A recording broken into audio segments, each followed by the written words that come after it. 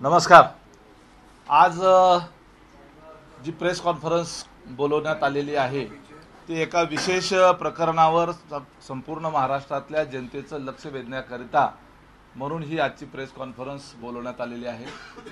कर्जत जामखेड विधानसभा मतदारसंघाचे लोकप्रतिनिधी असलेले सन्माननीय आमदार रोहितजी पवार यांनी सातत्यानं आमदार झाल्यानंतर कर्जत जामखेडमधील बेरोजगार तरुणांना रोजगाराच्या संधी उपलब्ध व्हाव्यात याकरिता त्या ठिकाणी MIDC झाली पाहिजे याच्याकरताचा आग्रह सार्वजनिक स्तरावर, विधिमंडळ स्तरावर, त्याचबरोबर त्यांना विधानसभेचे सदस्य या नात्याने असलेल्या वेगवेगळ्या संसदीय आयुधाचा वापर करून त्यांनी विधिमंडळामध्ये देखील या संदर्भातले प्रश्न उपस्थित केले। निश्चितपणे तरुणांना रोजगार मिळण्याच्या दृष्टिकोनातून एखाद्या ठिकाणी औद्योगिक वसाहत होत असेल तर निश्चितपणे त्याचा स्थानिक रोजगार वाढण्याच्या करता उपयोग होतो, त्या परिसराच्या विकासाकरिता उपयोग होतो आणि एकूणच त्या परिसराचं आर्थिक चलनवलन जे आहे ते वाढायला मदत होते। परंतु त्याच्या मागचा हेतू जो आहे तरुणांना रोजगार देण्याच्या करता किंवा उपलब्ध होण्याकरता मतदारसंघाच्या विकासाकरता MIDC व्हावी का काही ठराविक उद्योगपतींना, काही व्यापाऱ्यांना त्याचा लाभ मिळावा याच्याकरता म्हणून अमुकच एका ठिकाणी किंवा अमुकच गावामध्ये MIDC करता जमीन संपादित केली पाहिजे याचा आग्रह धरण्यामागे नेमकं काय कारण होतं याचा तपास केल्यानंतर त्यामध्ये फार मोठ्या प्रमाणावर भूखंड घोटाळा होत असल्याचा संशय निर्माण होत आहे। त्याचं कारण असं आहे की ज्या कर्जत जामखेडमध्ये प्रस्तावित कर्जत औद्योगिक क्षेत्र मौजे पाटेगाव व खंडाळा, हे मौजे पाटेगाव आणि खंडाळा या दोन गावामधलं जवळपास 458 हेक्टर म्हणजे जवळपास 1200 एकर, एक्झॅक्ट फिगर जर सांगायची म्हटलं तर 1131 आणि वर काही क्षेत्र, असं एवढं क्षेत्र जे आहे ते संपादित केलं जाणार आहे। आपल्याला कल्पना आहे की त्या ठिकाणी जे मूळ खातेदार आहेत म्हणजे जे मूळ शेतकरी आहेत ज्यांच्या त्या ठिकाणी जमिनी संपादित केल्या जाणार आहेत ते स्वखुशीने त्या जमिनी द्यायला देखील तयार होतील। अर्थात काही गावातल्या लोकांचा विरोध आहे, त्यांनी तसा ठराव देखील केलाय, त्याच्यापेक्षा चांगली जमीन दुसरीकडे उपलब्ध आहे हे देखील सांगितलेलं आहे। उपजाऊ जमीन वापरली जाऊ नये, घेतली जाऊ नये असा लोकांचा आग्रह आहे, परंतु त्याच जमिनीवर औद्योगिक वसाहत झाली पाहिजे असा जो रोहित पवारांचा आग्रह आहे त्या आग्रहामागचं नेमकं काय कारण आहे, तिथले जे मूळ खातेदार आहेत त्यांना जमीन संपादन झाल्यानंतर मोबदला मिळणार आहे का त्या मूळ शेतकऱ्यांकडून कवडी मोल दराने ज्या व्यापाऱ्यांनी, ज्या उद्योगपतींनी तिथं जमिनी खरेदी केल्या आणि आता संपादन झाल्यानंतर मोबदला जो मिळणार आहे तो मूळ शेतकऱ्यांना मिळणार नाही तर नवीन तयार झालेले उद्योगपती, व्यावसायिक खातेदार जे आहेत, जे बिझनेसमॅन आहेत त्यांना त्याचा लाभ मिळणार आहे। मग त्या बिझनेसमॅन लोकांना, त्या व्यावसायिक लोकांना फायदा मिळवून देण्याच्या करता एवढा अट्टहास चाललाय का? त्यांच्या फायद्यासाठी MIDC त्या ठिकाणी झाली पाहिजे याच्याकरता म्हणून आग्रह धरला जातोय का याच्या संदर्भातला निश्चितपणे खुलासा झाला पाहिजे। आता मी तुम्हाला काही नावं वाचून दाखवतो, त्या नावामध्ये काही गंभीर स्वरूपाची सुद्धा अपराधी असलेल्या लोकांची नावं आहेत। आंतरराष्ट्रीय गुन्हेगार असलेला, देशाच्या बरोबर गद्दारी करून पळून गेलेला, देशाची फसवणूक केलेला आंतरराष्ट्रीय गुन्हेगार नीरव मोदी याची सुद्धा या भागामध्ये जे क्षेत्र संपादन केलं जाणार आहे तिथं त्याची जमीन आहे। एक नव्हे तर 4 त्याची खाती त्या ठिकाणी आहेत आणि मग नीरव मोदीला मोठ्या प्रमाणावर मोबदला मिळवून देण्याच्या करता कर्जत जामखेडच्या लोकांनी रोहित पवारांना निवडून दिले का हा देखील या निमित्तानं प्रश्न निर्माण होतो। रोहित पवारांना चांगलं माहित आहे की संपादित क्षेत्रामध्ये कुणी त्या ठिकाणी शेतकऱ्यांकडून कवडी मोल दराने जमिनी विकत घेतलेल्या आहेत। जर तरुणांच्या रोजगाराबद्दलचा एवढा कळवळा आहे तर आपण त्या स्थानिक लोकांचा विरोध असताना अमुकच ठिकाणी ती औद्योगिक क्षेत्र झालं पाहिजे, MIDC झाली पाहिजे याचा आग्रह का धरताय, याचा देखील आपण खुलासा करण्याची आवश्यकता आहे. त्यामुळे तुमचा खरा चेहरा नेमका कसा आहे ते जनतेच्या समोर या निमित्ताने येणार आहे. मी तुम्हाला काही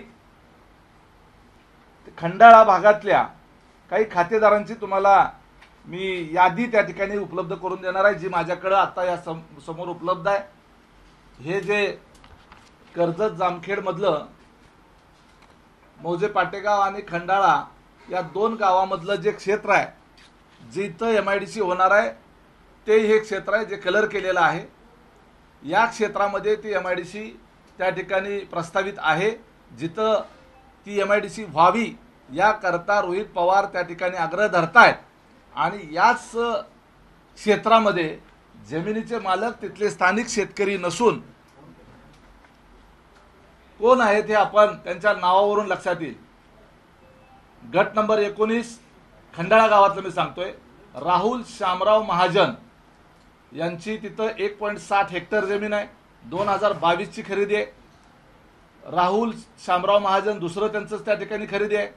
त्याच्याबरोबर नंतर श्री गोपाळ ताराचंद पोद्दार, नयन गणेश अग्रवाल, अमोल माधव पाटील, मेश्री असोसिएट ॲग्रिकल्चर भागीदारी संस्थातर्फे भागीदार सुलक्षणा सूर्यकांत जाधव.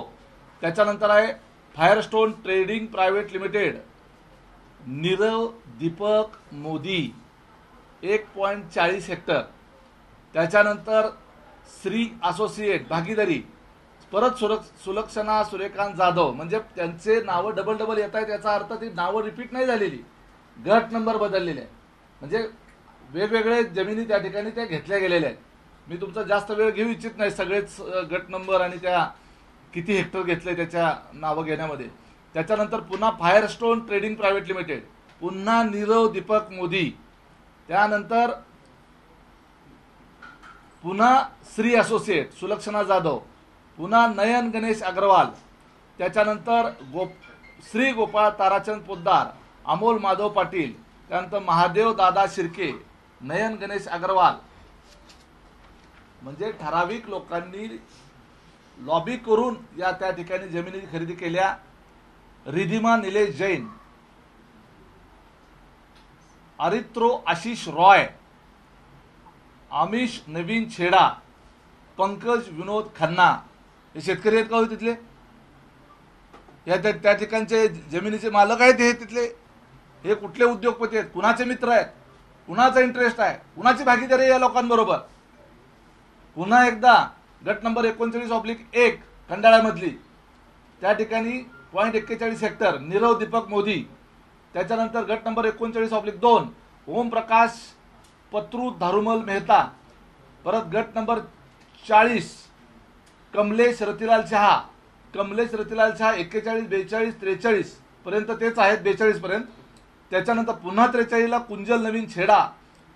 त्याच्यानंतर जित्तल निकेत रांभिया, तरुण मनीलाल गाला, राजेश नानेबाई गाला, विनोद कुमार मनीलाल गाला.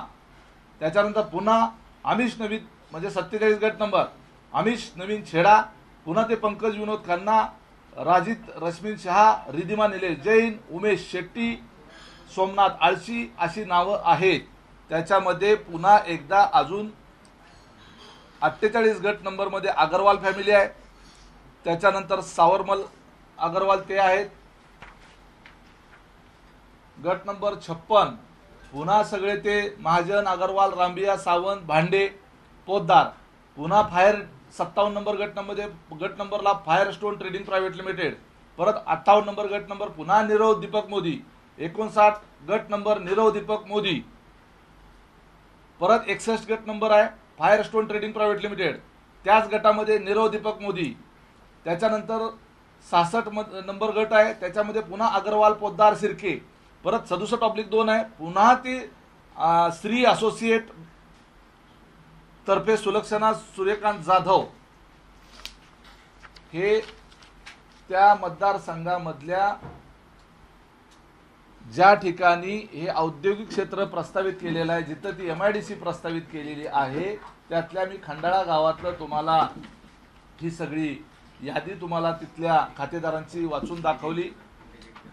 हे जे खातेदार आहेत, आम्ही असं म्हणणार नाही की औद्योगिक क्षेत्र प्रस्तावित झाल्यानंतर त्या ठिकाणी काही खरेदी झाल्यात, काही आधी पण झालेल्या आहेत, परंतु जे तिथले खातेदार आहेत, मूळ शेतकरी आहेत, त्या मूळ शेतकऱ्यांना त्या ठिकाणचा मोबदला न मिळता या उद्योगपतींना, या व्यावसायिकांना देशाबरोबर द्रोह करून पळून गेलेला आंतरराष्ट्रीय गुन्हेगाराला पैसे मिळवून देण्याच्या करता तिथला स्थानिक आमदार जो आहे, बेरोजगार तरुणांच्या नावाखाली एक खोटं चित्र निर्माण करतोय.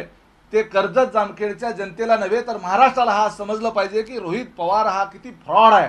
रोहित पवारांच्या दाखवायचा चेहरा आणि खरा चेहरा, असली आणि नकली मधला खरा जो फरक आहे तो आपण लक्षात घेतला पाहिजे. त्यामुळं उगच मला फार कळवळ आहे असा आव आणण्यामध्ये अर्थ नाही. या संदर्भामध्ये निश्चितपणे स्वतंत्रपणे SIT नेमून चौकशी झाली पाहिजे. आम्ही आत्ता त्या संदर्भामध्ये लिंकिंग जे आहे त्याच्यामध्ये तिथं आग्रह धरण्यामागचं कारण काय आहे, ह्या जमिनींच्या खरेदी औद्योगिक क्षेत्र प्रस्तावित होणार आहे किंवा त्याच ठिकाणी औद्योगिक क्षेत्र व्हावं, त्याच ठिकाणी त्याच जमिनीमध्ये MIDC यावी, याच्याकरता या उद्योगपती आणि या व्यावसायिकांनी काही लॉबिंग केलंय का? याच्यातलं जे सिंडिकेट आहे हे सिंडिकेट शोधून काढण्याच्या करता माझी राज्य सरकारला, माननीय मुख्यमंत्र्यांना, माननीय गृहमंत्र्यांना आणि उद्योग मंत्री उदय सामंत यांना माझी त्या संदर्भामध्ये विनंती राहणार आहे. या बाबतीमध्ये अधिकृत आम्ही पत्र देखील संबंधित विभागाला, संबंधित मंत्र्यांना आम्ही त्या ठिकाणी निश्चितपणे देणार आहोत. मला या निमित्तानं रोहित पवारांचा लोकप्रतिनिधी म्हणून असलेला खरा चेहरा जो आहे तो उघडकीस आणायचा होता, एवढंच या निमित्तानं सांगतो. धन्यवाद. हा विषय सभागृहात सुद्धा आला होता, तर त्यात रोहित पवार असं म्हणतात, राम शिंदे आमदार असताना नीरव मोदींनी ती जमीन विकत घेतलेली. मी तुम्हाला अगोदरच स्पष्ट केलं की औद्योगिक क्षेत्र प्रस्तावित होण्याच्या अगोदर त्या ठिकाणी लोकांनी जमिनी घेतल्या नाही असं नाही, ते प्रस्तावित झाल्यानंतरही घेतल्या.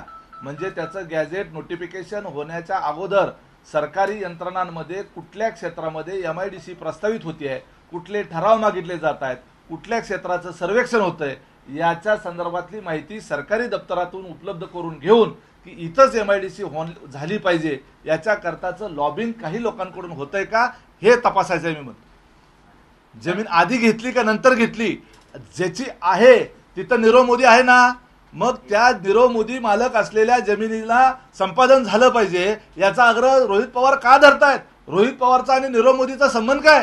परंतु सर, जी जमीन अधिग्रहण करण्यात आली नीरव मोदींकडनं ती राम शिंदे आमदार असताना, मंत्री महोदय असताना त्या कार्यकाळामध्ये ती अधिग्रहण करण्यात आली. त्यामुळे जी प्रस्तावित आहे MIDC ती राम शिंदे ज्यावेळेस मंत्री महोदय होते त्यावेळेस पासूनचा त्या तिथल्या गावामध्ये MIDC नको म्हणून त्या ठिकाणच्या सर्व स्थानिकांनी ठराव करून दिलेला आहे.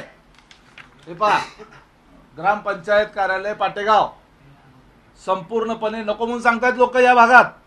MIDC तिथंच का असं मला म्हणायचं आहे. आता लोकप्रतिनिधी कोण आहे तिथलं? रोहित पवार आहेत. त्या भागामध्ये त्या जमिनीचा मालक भले 10 वर्षापूर्वीचा असू द्या, नीरव मोदी त्या ठिकाणी आहे, काही इतर लोक त्या ठिकाणी आहेत, जे मूळचे तिथले शेतकरी नाही आहेत. त्याच ठिकाणी होण्याचा आग्रह जो धरला जातोय तो यांना लाभ मिळवून देण्याच्या करता धरला जातोय असा आमचा आरोप आहे. आम्ही असं म्हटलेलं नाही की MIDC प्रस्तावित झाल्यानंतर नीरव मोदी परदेशातून येऊन कुठून तरी त्यानं खरेदी केली असं आम्हाला म्हणायचं नाही, किंवा इतर लोकांनी खरेदी केली असं म्हणायचं नाही. अर्थात काही खरेद्या MIDC प्रस्तावित झाल्यानंतर सुद्धा आहेत, काही म्हणजे बऱ्याच आहेत. आता मी तुम्हाला सविस्तर हा सगळा कागद जो आहे त्याच्यामध्ये हेक्टर, एकर, सगळं गट नंबर सहित सगळं आहे, तुम्हाला मी हे सगळं उपलब्ध करून देतो. तुमची मागणी चौकशीची आहे, पण त्या व्यतिरिक्त मला सिंडिकेट जागेतली जी MIDC आहे ती रद्द करावी अशी गावकऱ्यांप्रमाणे तुमची मागणी आहे. निश्चितपणे जर त्या ठिकाणी गावकऱ्यांचा विरोध असेल आणि MIDC होण्याच्या करता जर दुसरी आणखी MIDCच्या दृष्टिकोनातून चांगली जमीन जर उपलब्ध होत असेल, ज्यातून शेतीची उपजाऊ जमीन जर संपादित होणार नसेल, महारान स्वरूपाची जमीन असेल, तर त्या ठिकाणी ती MIDC व्हायला हरकत असायचं कारण नाही. पण सर, रोहित पवारांचं असं म्हणणं आहे की जी राम शिंदे यांनी जी दुसरी जागा आता राम शिंदे सुचवतात त्यामधल्या काही जागा ज्या आहेत त्या फॉरेस्ट लँड मध्ये, आणि फॉरेस्ट लँडचं जर अधिग्रहण करायचं असेल जर MIDCला, तर त्यासाठी खूप मोठ्या प्रक्रिया ज्या आहेत त्या लागणार आहेत आणि ती जमीन MIDCच्या अंतर्गत येऊही शकत नाही. त्यामुळे जी जागा सुचवली गेलेली आहे त्याच जागेवरती जर MIDC झालं तर युवकांच्या हाताला काम देखील मिळेल. हे पहा, MIDC कुठं जरी झाली तरी त्या ठिकाणी रोजगार निर्मिती होणारच आहे आणि त्या ठिकाणी उद्योग आल्यानंतर त्या भागाची प्रगती होणार आहे, याच्याबद्दल दुमत नाही. MIDC झालीच पाहिजे, त्याच्याबद्दल दुमत असण्याचं कारण नाही. परंतु MIDCच्या नावाखाली, तरुणांच्या रोजगाराच्या नावाखाली कुणाची दुकानदारी चाललेली आहे का, हे तपासण्याची आवश्यकता आहे.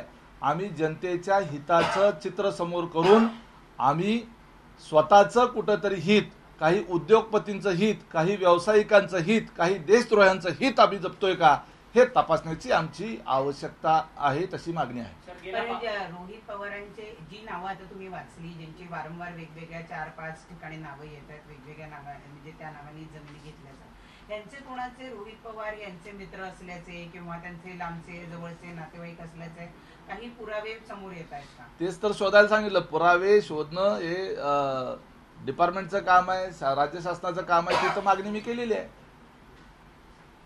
सर, पण रोहित पवार यांनी गेल्याच पावसाळी अधिवेशनामध्ये त्यांनी सभागृहात सांगितलं की जर अशा प्रकारे जर त्या MIDC मध्ये जर कुणी भांडवलदारांनी जर जमीन गुंतवली असेल त्या संदर्भात निष्पक्ष चौकशी करण्यात यावी, परंतु त्याच ठिकाणी MIDC करण्यात यावी, असंही त्यांचं म्हणणं आहे. हे पहा, चौकशी करण्याची मागणी आम्ही करतोय, परंतु त्या ठिकाणी या लोकांच्या जमिनी आहेत. नुसतं चौकशी करतात, ज्या पद्धतीनं ते इतर विषयावर ठामपणे बोलत राहतात, इतर विषयावर आग्रही असतात, तसंच या बाबतीमध्ये आग्रह करताना ते दिसत नाहीत.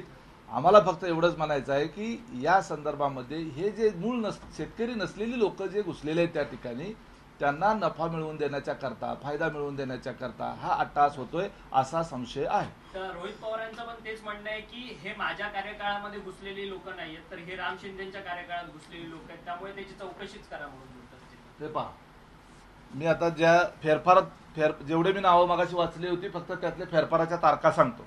25/3/22, 2/1/22, 29/10/23, 29/10/23, 29/10/23, पुन्हा 29/10/23, 5/4/18, म्हणजे एक आली फक्त 5/4/18, त्याच्यात 31/3/22, परत 5/4/18, 5/4/18, 22/8/23, 1/10/21, 1/10/21, 1/10/21, हे कधी आहेत? फेरफार ज्या दिवशी मंजूर झाला त्याच्या तारखा मी सांगतोय, बरोबर आहे. 2/9/22,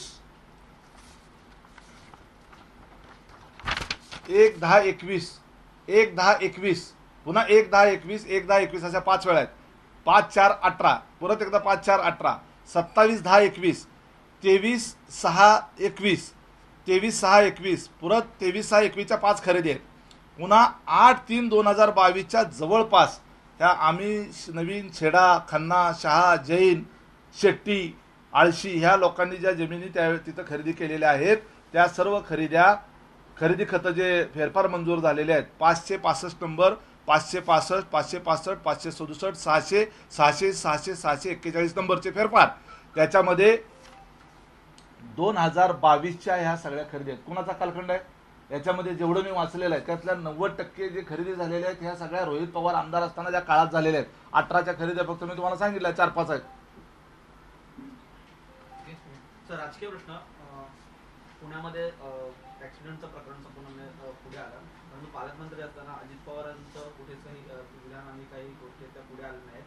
या प्रकरणामध्ये अजित पवार कुठेतरी लांब असल्याचं पाहायला मिळालं. अजिबात असं नाही. ते त्यांच्या पद्धतीनं त्यांनी आढावा घेतलेला आहे. आपल्याला कल्पना आहे की राज्याचे गृहमंत्री आणि उपमुख्यमंत्री देवेंद्रजी फडणवीस यांनी स्वतः पुण्यामध्ये जाऊन त्या संदर्भातल्या सर्व प्रशासकीय यंत्रणेच्या बैठका घेऊन या बाबतीतला बारकाईनं आढावा घेऊन प्रेस कॉन्फरन्स घेऊन ती माहिती दिलेली आहे. शेवटी राज्य शासनाच्या वतीनं राज्याचा प्रमुख आणि ज्यांच्या विभागाचा तो विषय आहे त्यांनी एकदा भाष्य केल्यानंतर पुन्हा त्याच विषयामध्ये दुसऱ्याने कुणी मुख्यमंत्र्यांनी असेल किंवा अजितदादांनी पालकमंत्री म्हणून असेल यांनी भाष्य करण्याची आवश्यकता नाही. पण सर, पालकमंत्री म्हणून पहिली प्रतिक्रिया आणि पहिलं प्रकरण जे हाताळायला पाहिजे ते अजित पवारांनी हाताळायला पाहिजे अशी अपेक्षा. अपेक्षा तर काही संपत नसतात. ते हाताळ आहे, पालकमंत्री म्हणून त्यांची जबाबदारी पार पाडत आहेत. त्यांनी त्याच वेळेला जे काही सूचना करायच्या त्या ठिकाणी प्रशासनाला योग्य त्या सूचना केलेल्या आहेत. आणि त्याचा माननीय गृहमंत्र्यांच्या आणि मुख्यमंत्र्यांच्या समन्वयातून जे काही त्या ठिकाणी सूचना झालेल्या आहेत त्याचाच भाग म्हणून ताबडतोबीनं जे काही अटक सत्र झालं, ज्या काही गुन्हे दाखल झाले, ज्या पद्धतीनं त्या प्रकरणामध्ये त्या पीडित कुटुंबाला न्याय मिळण्याच्या दृष्टिकोनातून आणि जे संपूर्ण देशाच्या स्तरावर ज्या लोकांच्या भावना आहेत त्या लक्षात घेऊन कायद्याच्या चौकटीत राहून जी कारवाई केली ती आपल्याला दिसते. आता मध्यंतरी निवडणुकीच्या कालखंडामध्ये कालखंडामध्ये विशाल पाटील जे सांगलीचं जे काही प्रकरण झालं महाविकास आघाडीमध्ये पार्टी देण्यात आली, श्रमपरिहार पार्टी. त्या पार्टीमध्ये काँग्रेसचे सगळे जे लोक होते ते आलेले होते आणि त्यात स्वतः विशाल पाटील सुद्धा उपस्थित होते. कुठेतरी उघडकीस येत आहे त्यांचा जो बेबनाव झाला होता त्यामध्ये विशाल पाटील जे आहेत ते काँग्रेस बरोबरच आहे. काँग्रेसनं विशाल पाटील यांनाच मदत केल्याचं जवळपास समोर दिसतंय. काय आहे, सांगली जिल्हा हे धोरणी राजकारण्यांचं एक फार मोठं केंद्र राहिलेलं आहे. त्यामुळं या निमित्तानं कुणी कुणाचा करेक्ट कार्यक्रम केला हे आता निकाल लागल्यानंतर स्पष्ट होणार आहे. सोबत राहून सोबतच्या माणसाचाच करेक्ट कार्यक्रम त्या ठिकाणी करण्याची जुनी परंपरा आहे. त्यामुळं त्या श्रमपरिहारामध्ये कोण कोण लोक होते याच्यावरून ते स्पष्ट होणार आहे की त्या ठिकाणी त्यांच्या अंतर्गत अपक्ष उमेदवाराचं काम केलं गेलं का पक्षाचं काम केलं गेलं. शिवाय आमच्या पक्षाच्या संदर्भातला तो विषय नसल्यामुळे त्याच्यावर जास्त भाष्य करणं उचित नाही. सर, रोहित पवारांनी अण्णा हजारे यांच्यावरती टीका केली की स्वयंघोषित गांधी जे स्वतःला म्हणवतात ते 2014 पासून गायब आहेत आणि गांधीवादाचा मुखवटा घालून भावनांशी खेळणं योग्य नाही असं त्यांनी अण्णा हजारेंवरती अप्रत्यक्षपणे बोलताना टीका केली. हे पहा, कधीही अण्णा हजारेंनी त्यांना स्वयंघोषित गांधी म्हणा असं म्हटलेलं नाही. ते स्वतःला तसं कधी संबोधत देखील नाही. इतरांनी कुणी त्यांना तसं संबोधलं तर त्याला त्यांचा नाईलाज आहे. शेवटी अण्णा हजारे हे असं व्यक्तिमत्व आहे की या देशामध्ये जन आंदोलन, जन चळवळ आणि माहितीचा अधिकारसारखा अत्यंत मूलभूत कायदा या देशातल्या जनतेला देण्यामध्ये, भ्रष्टाचार विरोधी जनजागरण करण्यामध्ये त्यांची भूमिका राहिलेली आहे. शेवटी त्यांचंही वय झालेलं आहे. त्यांच्या वयाच्या मानाने, त्यांच्या तब्येतीच्या मानाने त्यांनी सातत्यानं उपोषणं करावीत आणि आंदोलनं करावीत अशा पद्धतीची अपेक्षा ठेवणं देखील गैर आहे. तुम्ही तुमच्या आजोबाच्या तब्येतीचा अजिबात विचार न करता त्यांना राबवून घेता, त्यांना कष्ट करायला लावता, त्यांना पळपळ करायला लावता. तुमच्या निवडणुका जिंकण्याच्या करता 84 योद्धाचा योद्धा म्हणून त्यांच्या तब्येतीची अजिबात पर्वा न करता तुम्ही त्यांना तुमच्या स्वार्थाकरता वापरून घेता. तसा दृष्टिकोन सगळ्याचाच असतो असं नाही. बंगालमध्ये एक प्रकार लक्षात येतो आहे की तिथले जे मुस्लिमांना ओबीसी मधनं आरक्षण देण्यात आलेलं होतं ते आरक्षण रद्द करावं असा निर्णय तिकडच्या उच्च न्यायालयानं दिलेला आहे. परंतु हा निर्णय मी मान्य करणार नाही, मी आरक्षण रद्द करणार नाही असं ममता बॅनर्जी म्हणतायत. त्यातून एक वाद त्या ठिकाणी निर्माण होताना दिसतो. संविधानिक पदावर असताना अशा पद्धतीनं संविधानिक दुसऱ्या व्यवस्थेनं दिलेले निर्णय जे आहेत ते मानणार नाही, हा एक आडेलतट्टूपणाची भूमिका आहे. हे हुकुमशाही वृत्तीचं निदर्शक आहे. ममता बॅनर्जी ह्या 11 स्थळ्या नेत्या म्हणून ओळखल्या जातात. आम्हाला त्या महिला म्हणून निश्चित आदर आहे. परंतु उच्च न्यायालय आणि सर्वोच्च न्यायालयाचे निर्णय जे आहेत हे कायदा म्हणून स्वीकारले जातात. निश्चितपणे ओबीसींच्या करता आपल्या संवेदना आम्ही समजू शकतो. ओबीसींना त्या ठिकाणी असेल किंवा संपूर्ण देशभरामध्ये त्याच्या बाबतीमध्ये जे काही कायदेशीर क्लिष्टता निर्माण होऊन न्यायालय पातळीवर ज्या अडचणी निर्माण होत आहेत याच्या बाबतीमध्ये कायमस्वरूपी दुरुस्त्या होण्याची आवश्यकता आहे. त्याच्यामध्ये संविधानामध्ये आवश्यक ते केंद्रीय पातळीवर संशोधन करण्याची गरज पडली तरीसुद्धा ते केलं गेलं पाहिजे आणि ओबीसींचा त्यांच्या लोकसंख्येच्या प्रमाणामध्ये त्यांना वेगवेगळ्या स्तरावरचं आरक्षण मिळालं पाहिजे याच्यामध्ये दुमत असायचं कारण नाही. परंतु न्यायालयाच्या निर्णय मी पाळणारच नाही ही भूमिका जी आहे ती मुख्यमंत्री पदावर, घटनात्मक पदावर बसलेल्या व्यक्तीला शोभत नाही. सर, मावळामध्ये श्रीरंग बारण्यांनी असं म्हटलंय की स्थानिक राष्ट्रवादीच्या कार्यकर्त्यांनी युती धर्म पाळला नाही आणि प्रचारामध्ये ते सहभागी झाले नाही असा आरोप त्यांनी केला. याच्या संदर्भामध्ये बोललोय ना आम्ही. बारणेंनी, तुम्ही मुलाखत जरा व्यवस्थित ऐका, त्यांनी अजिबात असं म्हटलेलं नाहीये. त्यांनी एवढंच म्हटलेलं आहे की सर्व आमदारांनी काम केलं, पदाधिकाऱ्यांनी काम केलं, अजितदादांनी त्या ठिकाणी स्पष्टपणे सूचना दिल्या, त्यांनी देखील काम केलं, सुनेत्राबाईंनी काम केलं, पार्थ पवारांनी त्या ठिकाणी काम केलं, असं सगळं त्यांनी सांगितलेलं आहे. काही कार्यकर्ते जे मागच्या निवडणुकीमुळे नाराज होते, जे चौथ्या पाचव्या फळीतले कार्यकर्ते होते, त्यांच्यापैकी काही लोकांनी काम केलं असतं तर आणखी मला मोठा विजय मिळाला असता असं त्यांचं म्हणणं आहे. त्यामुळं कुठेही ज्या वेळेला आघाडीच्या माध्यमातून निवडणुका लढवल्या जातात, आमच्याही कार्यकर्त्यांच्या अशा स्वरूपाच्या काही तक्रारी होत्या, परंतु नेत्यांनी वेळोवेळी त्या दुरुस्त केलेल्या आहेत. बारणे निवडून येतात, बाद झालं ना.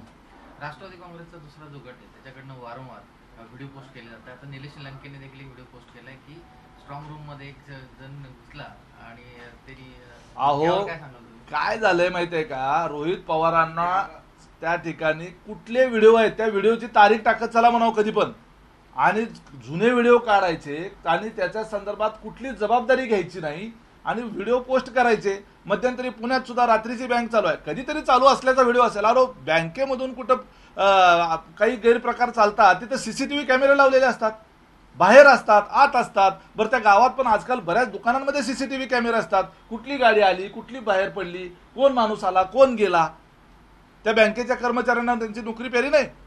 काहीही आरोप करायचे म्हणजे जेणेकरून संशय निर्माण झाला पाहिजे. आणि आता जे नाटकं चाललेत ना की त्या स्ट्रॉंग रूमच्या बाहेर एक माणूस फिरत होता आणि त्याचा व्हिडिओ टाकला, तो माणूस काय तिथं मशीन घेऊन उचलून घेऊन चालला होता का? तो आता कुठून घुसला, कसा गेला आपण पाहतो.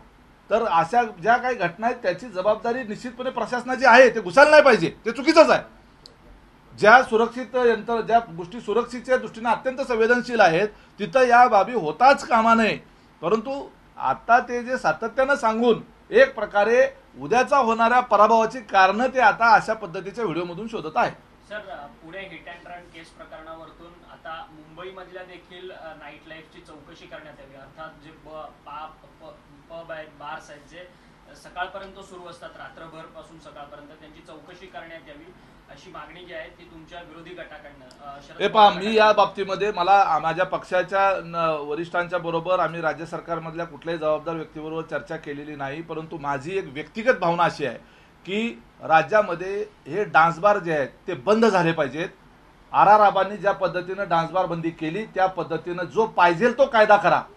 केंद्र सरकारच्या पातळीवर त्याचा कायदा करा. जो कायदा असा बनवा की तो कोर्टामध्ये पुन्हा हे लोक जाऊन त्या ठिकाणी त्याचा निर्णय उलटा लागला नाही पाहिजे. याच्या संदर्भातला स्ट्रॉंग कायदा करा. तरुण पिढी उद्ध्वस्त होत चाललेली आहे आणि हे डान्स बार असतील किंवा हे पब असतील याच्यामुळं वेगळ्या पद्धतीचं मध्यमवर्गीयामध्ये या श्रीमंतांच्या पैसे उडवण्याच्याकडे पाहून एक वेगळंच आकर्षण निर्माण व्हायला लागलेलं आहे. आणि हे जे आहे ती पुढची पिढी जर आपल्याला वाचवायची असेल तर हे पब आणि डान्स बार हे 100% बंद झाले पाहिजेत. साधी हॉटेलं फक्त चालवा. पब, डान्स बार किंवा आजकाल ते ऑर्केस्ट्रा बार नावाचा नवीन प्रकार आहे, हे सगळं बंद झालं पाहिजे. ही व्यक्तिगत उमेश पाटीलची भूमिका हे पुन्हा एकदा सांग. गजानन कीर्तिकारांनी अमोल कीर्तिकारांना मदत केल्याप्रकरणी शिशिर शिंदे यांनी मागणी केलेली की त्यांची पक्षातून हकालपट्टी करण्यात येईल. कसं बघताय, वैयक्तिक त्यांच्या पक्षाचा विषय आहे, परंतु एक महायुतीमध्ये असताना कसं प्रकारे. No comment, no comment. Sir Hindi में शॉर्ट में बता दीजिए कितनी जमीन उसकी विधायक के ऊपर आरोप लगा रहे हैं चौधरी साहब काम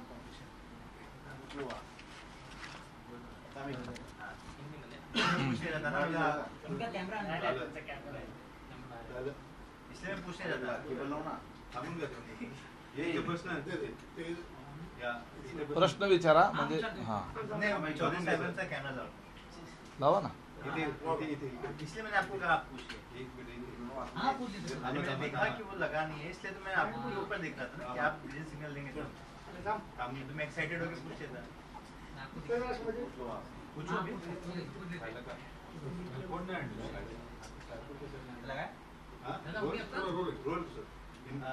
सर, रोहित पवार पर आप आरोप लगा रहे हैं कि एमआईडीसी की जमीन को फ्यूजिटिव्स को बेचा गया है, बिजनेसमैन को बेचा गया है. क्या पूरा आरोप है? ये कर्जत जामखेड़ के जहाँ से रोहित पवार जो विधायक चुन के आए हैं उस क्षेत्र में युवाओं के लिए रोजगार मिलना चाहिए, उनका एम्प्लॉयमेंट वहाँ जनरेट होना चाहिए, ऐसा कह के वहाँ पे एक एमआईडीसी प्रस्तावित है, उसका हम भी स्वागत करते हैं. लेकिन जिस क्षेत्र में एमआईडीसी प्रस्तावित करने का उनका आग्रह है उस क्षेत्र जो खंडाला वहाँ पे एक गांव है और पाटे करके एक गांव है, पाटे गांव, ये दो जगह में लगभग 1200 एकड़ इतनी ज़मीन जो है वो इस क्षेत्र के लिए संपादित की जाने वाली है। ये प्रस्तावित एमआईडीसी का ये नक्शा है।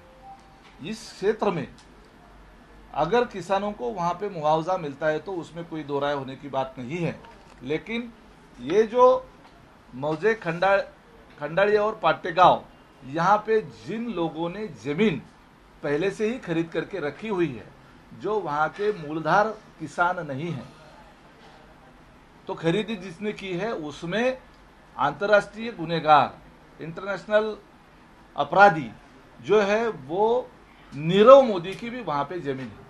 हमारा सवाल ये है कि नीरव मोदी को जो मुआवजा मिलवाने के लिए ये हमारे रोहित पवार जो वहाँ के विधायक है इतना आग्रही क्यों है?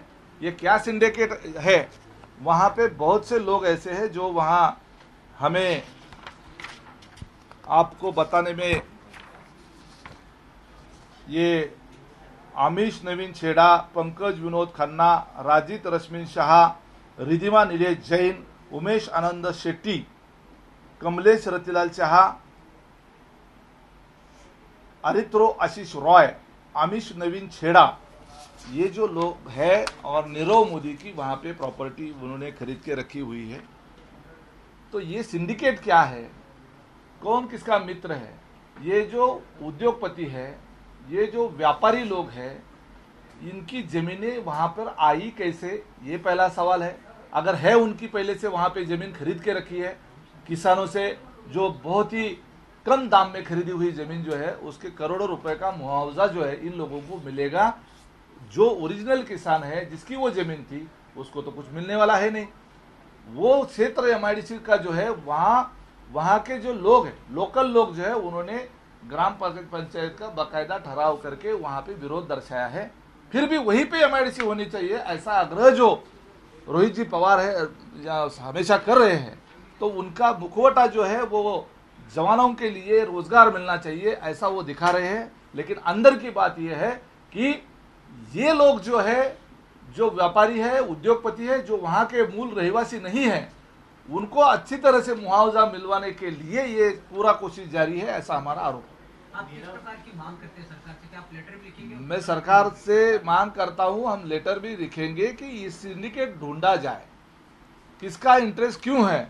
ये जमीनें वहां पे खरीद करके यहाँ पे कोई अधिकारी लोगों ने ये एमआईडीसी यहाँ पे होने वाली है ऐसा लिख करके, या वहाँ का कोई जो गट नंबर जो संपादित किए जाने वाले है, प्रपोज्ड है, ये पहले से ही लिख करके इन लोगों को बताया गया होगा। और इन लोगों ने यहाँ पे एमआईडीसी नोटिफिकेशन होने से पहले, किसानों को तो मालूम नहीं कि यहाँ एमआईडीसी होने वाली है, तो जो मार्केट रेट है, तो वो मार्केट रेट जहाँ पे कोई उपजाऊ जमीन नहीं होती है तो एकदम कम दाम में वो खरीद करके लेते हैं।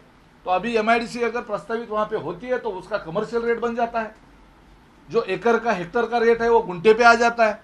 तो इसकी वजह से एकदम 100 गुना 200 गुना जो मुनाफा जो कमाने का नया तरीका जो ढूंढा जा रहा है, इसमें कोई अधिकारी लोग, इनका वहाँ से लोक प्रतिनिधि से कोई कनेक्शन, वहाँ के कुछ एजेंट लोगों का कुछ कनेक्शन, कुछ अधिकारी लोग इसमें, कुछ एमआईडीसी डिपार्टमेंट के कुछ है क्या, ये सब चीज़ों को ढूंढना चाहिए और इसकी एसआईटी की तरफ से इंक्वायरी होनी चाहिए, ये मेरी मांग है। नीरव मोदी ने जमीन किस साल खरीदी थी? कितनी जमीन? नीरव मोदी ने 2018 साल में जमीन खरीदी थी, लेकिन वहाँ के हमारे रोहित जी पवार जो है उनको ये मालूम है कि वहाँ पे नीरव मोदी जो इंटरनेशनल फ्रॉड पर्सन है और उसके पीछे पूरी दुनिया लगी है और वो भागता रह रहा है, वो हमारे देश का द्रोही है, उसकी जमीन वहाँ पे है। तो वो रोहित पवार को मालूम है वो कि वहाँ पे नीरव मोदी की जमीन है, तो क्यों आग्रह कर रहे हैं कि उसको अच्छा मुआवजा मिले?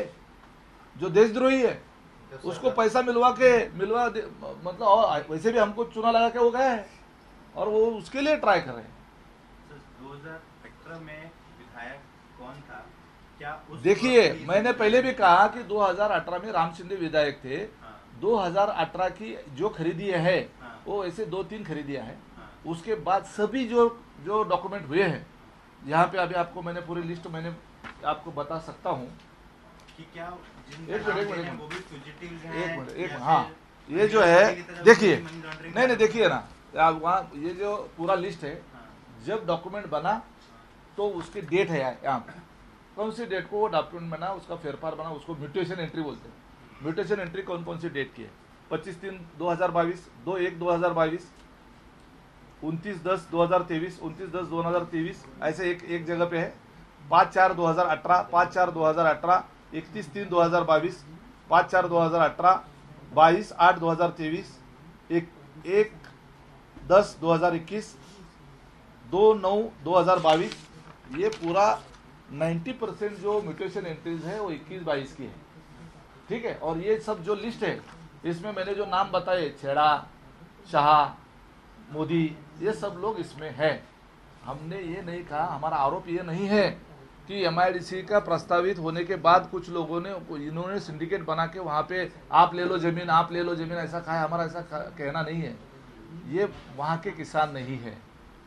जमीन चाहे कभी की खरीदी की हो, लेकिन वहाँ के किसान नहीं है, ये बाहर से आए हुए लोग हैं, ठीक है। एमआईडीसी की मांग तो बहुत सालों से वहाँ पे चल रही है, ठीक है।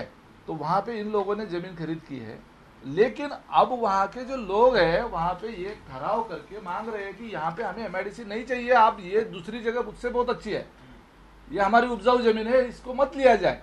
तो फिर भी वहाँ पे होने का आग्रह किस लिए किया जा रहा है? इन लोगों को फायदा पहुंचाने के लिए।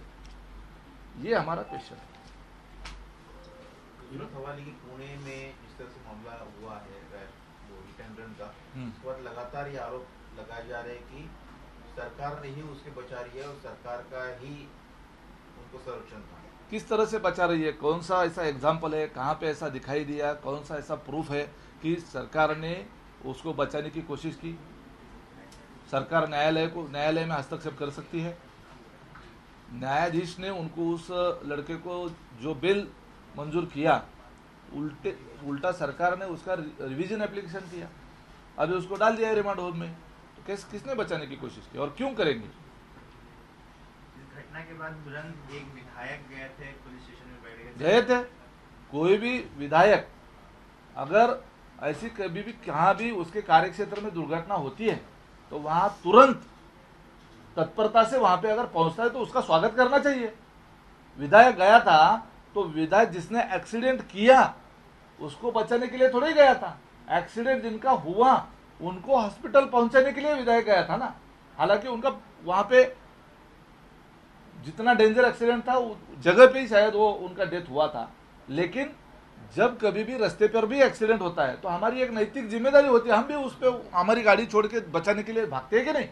उस तरह से उसके कार्यक्षेत्र में इतनी बड़ी दुर्घटना जब उनको पता चली तो तुरंत वहां पे गए वो मदद करने के लिए। तो मदद करने के लिए जाना कोई गलती है?